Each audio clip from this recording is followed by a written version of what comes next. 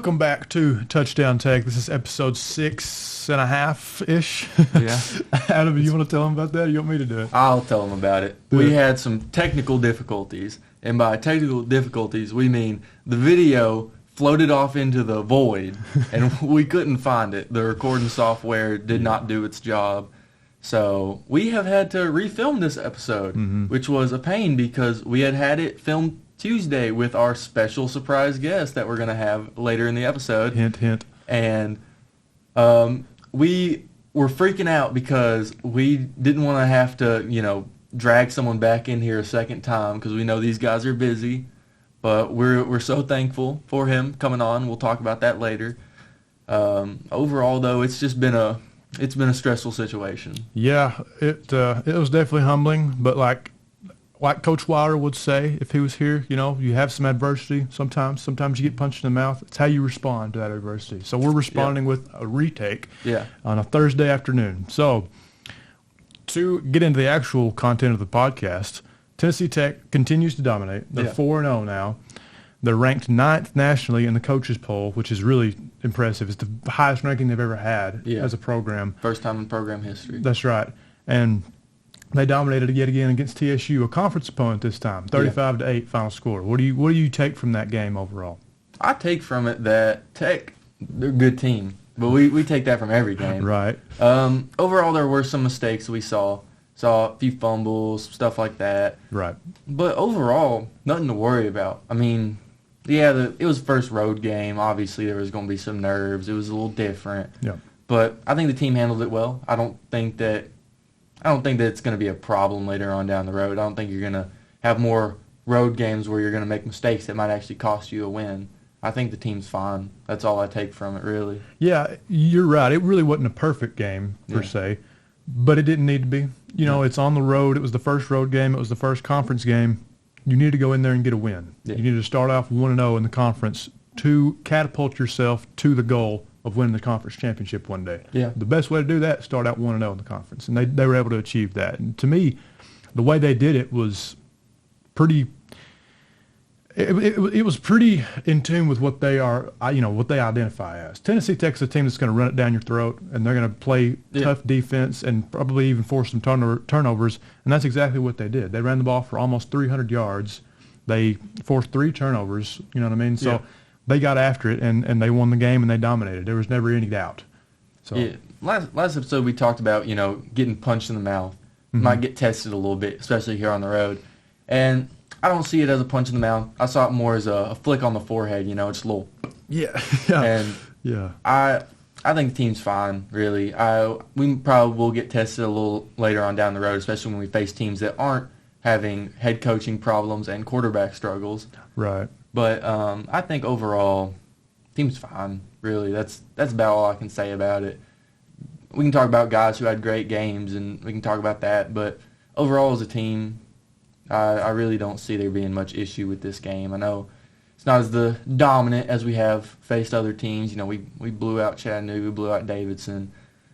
I don't think that this is like a warning sign. I don't think this is something that we need to be wary of. So no, certainly not. That 35-8 final score in any game is definitely not something to worry about. I mean, like we mentioned, there were some fumbles and stuff. It didn't look great, but overall, still a dominating performance. There was, like you said, a lot of guys that had a lot of individual standout performances. Yeah. And it was really hard to do the dude of the week this week. We'll get that later on in the segment, but I'll just go ahead and say it now. That was a tough decision for dude of the week. Yeah. So we'll get into that later on. But some other guys that I want to shout out, like you mentioned, Swafford was all over the place yet again. Yeah. 9 tackles.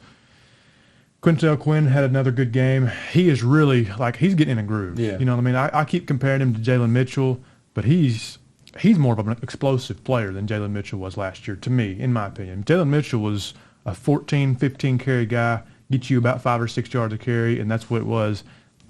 Quintel Quinn can take it from anywhere. He can go 70 yards in a blink of an eye. Yeah. He's just an explosive running back. And so, like I said Tuesday, that it didn't see the light of day. The episode didn't, but I did say it Tuesday. I said before I'd even opened the ESPN app, we was already up 7-0. Yeah. Because he took one 70 yards on the opening drive. So he's really starting to get in a groove. Another guy that's getting in a groove is Noah Robinson. I got to shout him out really quick. He had an amazing game. He had like 80-something% of the receiving yards, which is just insane. That's a lot. Yeah, exactly. He's kind of emerging as the wide receiver one so far. So props to him. He had that one play that was like on a slant route that he broke like 6 tackles and scored on. I mean, it was amazing. But part of that was poor tackling on Tennessee State's part, but another part of it was he was just a good player making a good play. He is a good player. He's a great player. We'll talk about that later. Yeah, for sure. Overall, wide receiver room, unfortunately a little quiet this game. Noah Robinson he had really the only impact. True. That's okay, though. Passing, we don't always got to do that. Running game was pretty good. Had a lot of guys that got 6 or 7 carries. Mm-hmm. And, you had guys like Aiden Little. He had 9 carries for 19 yards.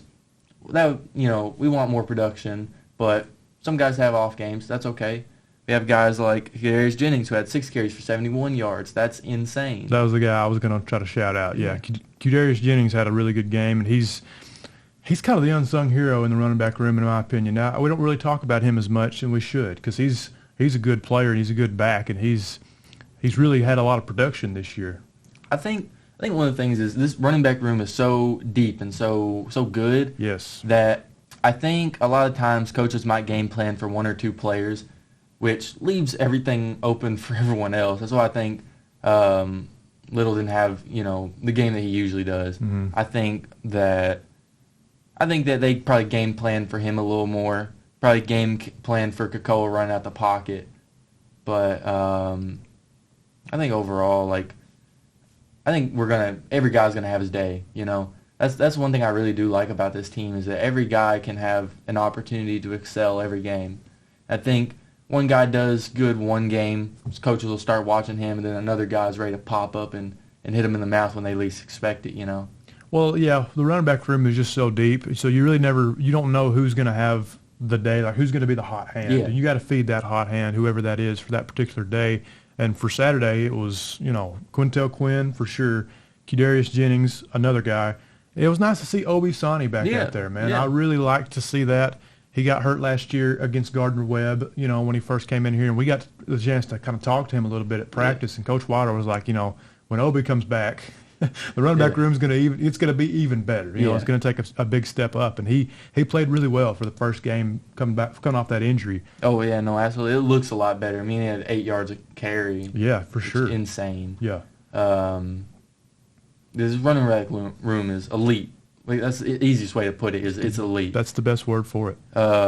Let's switch over to the other side of the ball. They had a bit better of a game.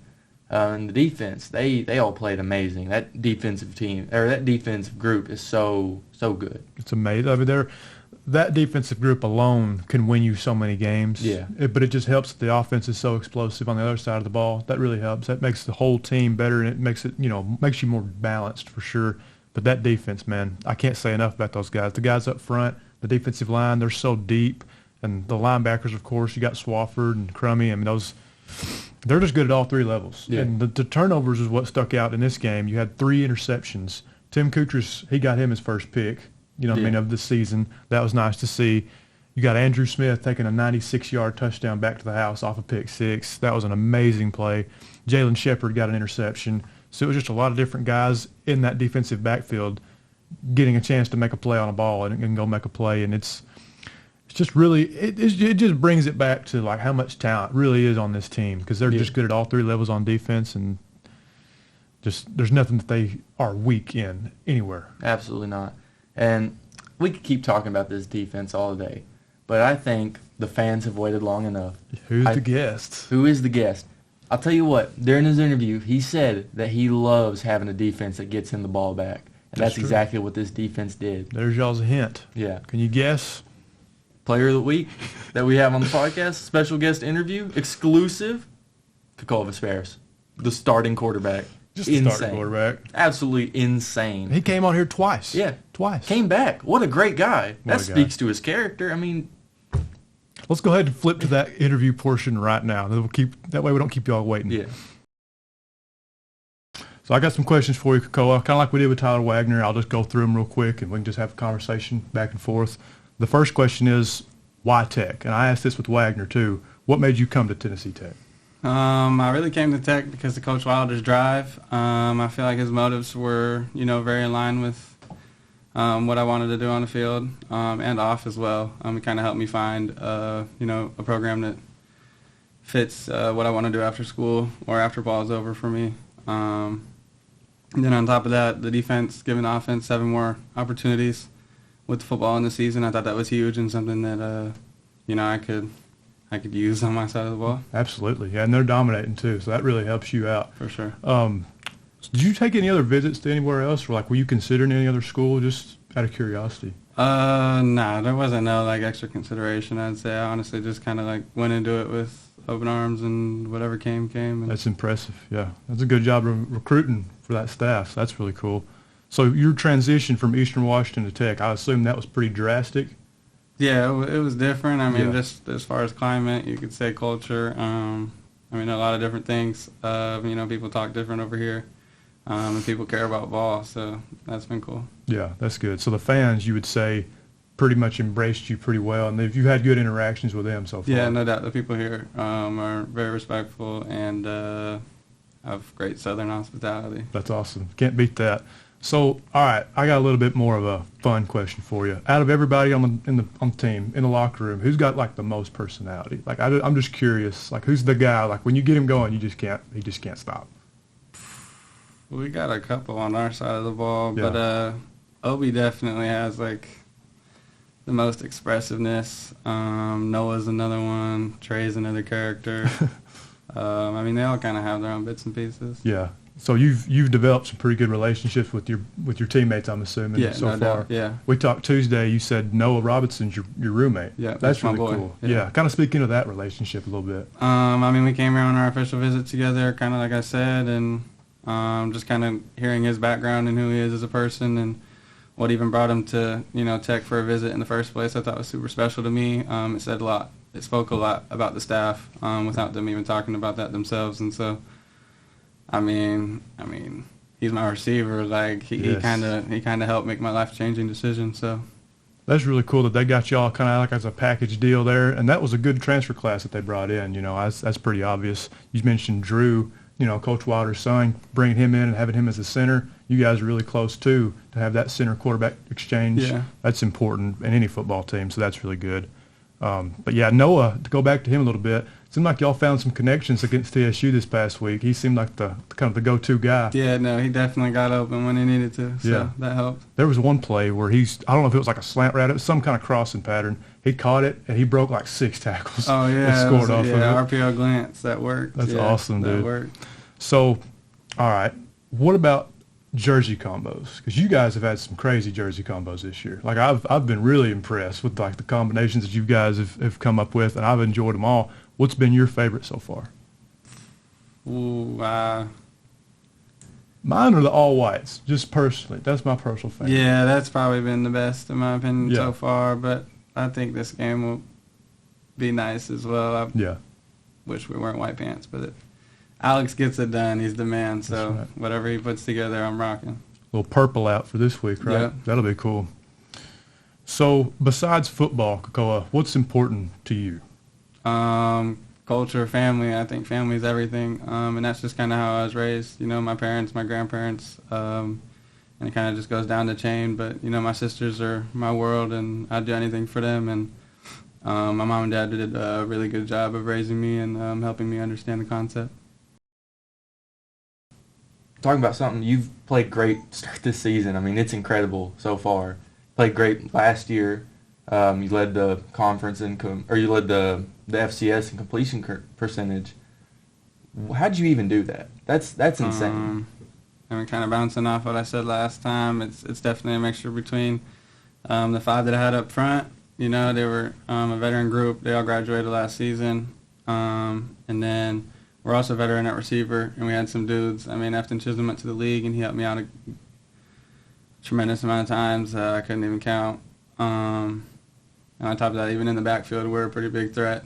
And then, to go off that, I think our OC did a really good job of using his weapons and helping us succeed.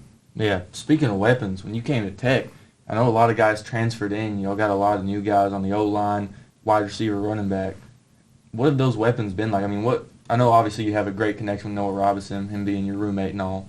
What are some of your other favorite targets out there? I mean, you can name any receiver on the team. I think Mari gets open every time. Trey does as well. Tramel does as well. The receiver room is dangerous. Yeah. And it's honestly been super nice to be. It's been challenging for me, I'd say, in my process of coming here.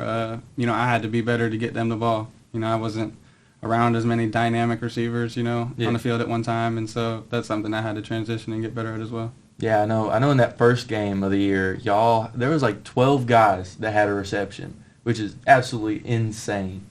But y'all have spread the ball around a lot. Y'all have been pretty even, both running and passing. Is that a Wilder thing? Is that an OC thing? I mean, who does the majority of the play calling for the team? Coach Scott. I mean, that's the offensive coordinator. Yeah. Some ideas and thoughts are definitely probably bounced off the head man, but Coach Scott calls the plays, and I think it's very effective in season to keep a good balance of both, so you can't tip the defense week to week. What kind of style do y'all run? I mean, y'all do a lot of short passes. Y'all like RPO stuff. Yeah, what do y'all get? A pro style mixture with RPO. Yeah. I love the pro style, man. It's what I always run in college football 26. I love it. Good money. One question I did want to ask you was, last time when we had T-Wag on the podcast, I asked him a question about what was his favorite place to eat after a game. So I want to ask you the same question. What is your go-to place? Are you a fan of this southern food down here? You look for something a little more from back home? What are you going for? Southern is definitely different. I like local food, which is Hawaiian food. Not a lot of spots of that out here. After games, I don't have much of a stomach, but if I were to say a place out here, I'm probably going Drake's. Drake's. That's what T-Wag said, I think. Yeah. Me personally, 5-man guys myself. 5 guys. Yeah. Okay. I want to talk to you about before you came here, your time in Washington, right? What was the decision to leave? What was that like? I know nowadays in the transfer portal, we see a lot of guys moving around. We see a lot of guys transferring everywhere for a bunch of different reasons. For you, what was the reason? For me personally, the people I came in with had kind of all been weeded out, whether that was to injury, to incapableness, just a lot of factors. But a lot of my class had, eventually we probably had 5 in my last season, and 3 of them were graduating. So then it was really me and the running back. Running back was transferring as well. He ended up going to Stanford. And so, my front 5 leaving, I just kind of felt like I didn't want to be in a predicament where I could possibly get hurt and risk my career. And then on top of that, just to broaden my horizons, I felt like it was important for me to get out of Washington and kind of see what the rest of the world is, like I said, coming here was kind of a culture shock to not know that people kind of talk different or to actually experience it first person. And that's just one factor that's been different, and so I think that was really my motive, was to, open my horizons in life. And that's really why I did what I did. That's a good reason to leave. I mean, I understand that completely. Things look so different that you kind of want a fresh start.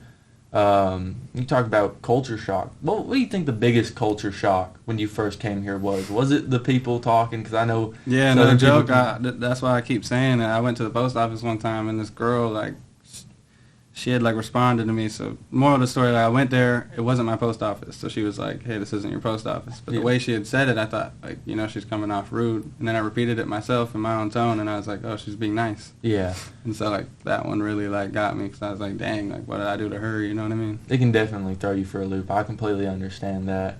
But we try to take care of people, No, it was nothing crazy. It was just the first time I heard Southern accent. Trust me, I know. You get deeper down in the South, even I get lost. But overall, coming to Cookeville, what has that been like? What do you think about the city? I don't know where exactly the city was that you played in. Yeah, so I was in Cheney, Washington, and that's 20 minutes outside of Spokane. Yeah. And coming here has really been eye-opening. I think the campus is a great student life, super active campus. The fit somewhere, I've spent a good amount of time and really enjoyed that. I think it's a great space to be in. Yeah. And then, like I said earlier, on top of that, the people here are just, super nice. I really don't know how to explain it, but kind of feels like being home in Hawaii a little bit. But. Yeah. definitely does have a more down to earth kind of feel around here. Nothing too big, not like a University of Tennessee, something like that. It's not crazy massive. But I think that's all the questions I have for you. Thank you so much for coming on the podcast. Now we'll get back to our regular coverage. Sounds good. Thank you, bro. And we're back. We're bringing it back. Thanks again to Kekoa Visperas for showing up twice this week. Twice. Man, it's just another good interview with another good person, Yeah. a good guy, a good personality. We had T-Wags. He was the first guest, and we followed that up with the starting quarterback. It's crazy that we're able to do this stuff that we're doing on this podcast. I never thought we was going to be getting the opportunities that we're getting to do this. No, absolutely It's not. crazy. When we started this at the beginning of the season, I was like, yeah, we'll probably get about 100 views an episode. That's pretty nice. Yeah, wow, And now 100 views. Now it's starting. The whole team watches the podcast, apparently, from what we've heard. Yeah. The coach knows. We get player interviews. We might have the coach on one day. That would be the most. Maybe. And that'd be the climax to this whole thing. Coach Wilder, if you're watching, hit me up. We'd love to have We'll you. get you on here. But no, going back to Kekoa, just a great guy and a great, even better player. Absolutely. He's a menace on the field, and you really have to game plan for him because he can hit you. He can do so many things on the field. There's nothing that he can't do at the quarterback position. You know what I mean? There's not a throw that he can't make. He's very elusive in the pocket. I expect him to be on the All-OVC team. Yeah. If he's not, then that's the biggest snub of all That's time, and robbery. we need to riot the OVC. Yeah. But yeah, I can't say enough good things about that guy. He's just a class act, Yeah. for sure. I think everyone on this team is really a class act. I haven't met Yeah. anyone that has rubbed me the wrong way. Genuinely. Yeah. From practice to meeting T-Wag and Kekoa, all of these guys are great. They're all characters. They all have good character. They're all very friendly. They're all very nice. They all have great manners. It's amazing. And they don't have to be like that. Yeah, no. They can. They're 4-0 right now. They're on one of the best teams in the FCS. The entire country. They could come out chest puffed out. They don't have to be as humble as they are, but they are. And they're another thing. They're very focused. Yes. This team's very focused. We talk about the maturity a lot. They're very focused on the goal at hand. And I could even tell in just talking to Kekoa, he's ready for Western Illinois. I could just tell by just the way he was responding to the questions and just the things he was saying. It's just the next game mentality. You know what I mean? So that's really cool. But to kind of preview against Western Illinois,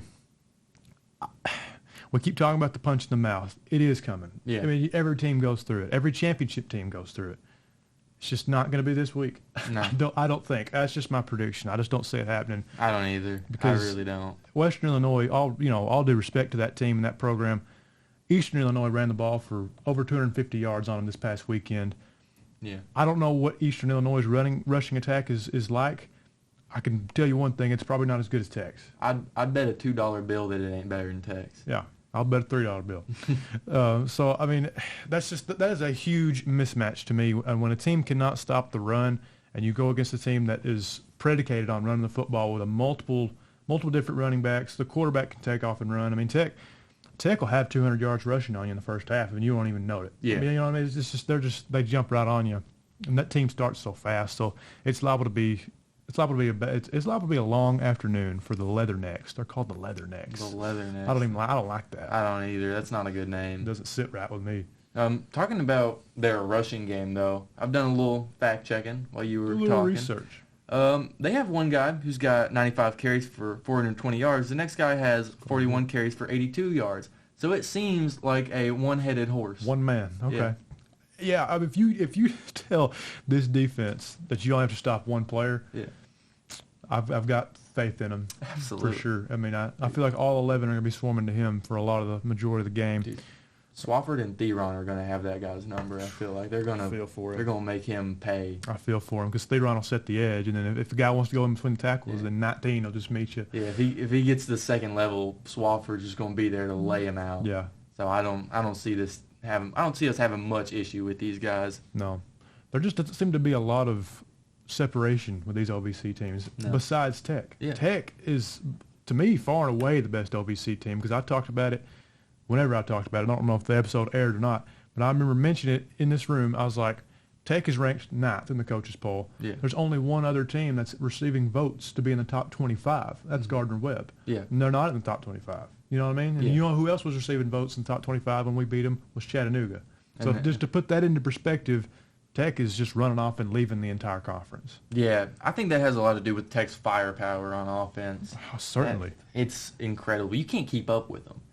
I mean, Tech's out here ready to sprint 2 marathons, and teams can barely compete a 5K, you know? Well, here's the thing about it. This is, I don't know whose quote this is. This may be like a Lane Kiffin or a Nick Saban quote, but it applies to college football and really all levels of football, but especially college. Not so much about the X's and O's. It's more about the Jimmies and Joes. Yeah. Our Jimmies and Joes are a lot better than their Jimmies and Joes. Yeah, You know what I'm absolutely. saying? That's just the reality of it. If you have better players, you're going to be a better team. If you remember an episode or two ago, I don't remember, I think it was 2 episodes ago, we talked about our meeting with Wilder at practice, and he talked about position groups and position group size, and he talked about That's right. Before he got there, they were about 2 out of 10 in terms of size comparison. They had only matched up with like those Dakota teams in about 2 out of 10 categories for position groups, and now they're at like 8 out of 10. So I say our Jimmies and Joes are quite a bit bigger. Yeah. They're quite a bit better. They have some great, they've been coached up real nice. That's one of the big things is you can have a big dude, but until you get him a good coach, he ain't going to do nothing except look awkward out there. This team is very well coached. I will have to speak to that for sure. And you were talking about firepower. Yeah, we've got great players. We've got some players that are back from injury, too, off this bye week that are big time. Hudson Tucker's back. I saw him playing out there. That's a huge addition.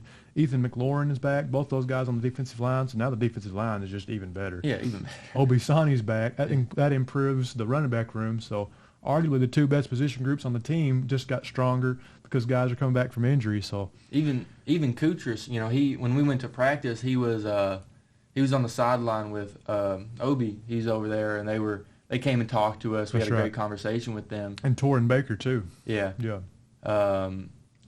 And so maybe he had some. Maybe he's tired. I'd be dead tired too. Maybe he was had something going on. Now he's probably back to full health. Hopefully after the bye week. Yeah, probably like just a minor. Dealing with just a minor ding up. As the season progresses, you're going to have some guys getting a little bit dinged up. That's natural. No point making them condition when they're already hurting. Yeah. It's going to break them even more. Plus, okay, we can say this, Tim Kutris is a pretty good athlete. Yeah. How badly does he need that conditioning? Yeah. Like, he's good. Yeah. You know what I'm saying? He's fine. He's played a lot of football, Yeah. So if you have to sit him out against, sitting him out of conditioning on a Friday of a bye week is not going to make or break his performance. And that proved to be true. He had a pick. He was just, to talk about Kutris for a minute, he's just at the right place at the right time. Yeah. All the time. He's always around the football, which is, that's all here. You know what I mean? He's like a smart football player. Sixth sense. Yeah. He's insane. Might as well start calling him Spider-Man. Spider-Man. He's got the spidey senses. When the ball's in the air, 20 is around it. Yeah. That's just how it is. So it was good to see him get that first pick of the year. I expect many more coming his way. Absolutely.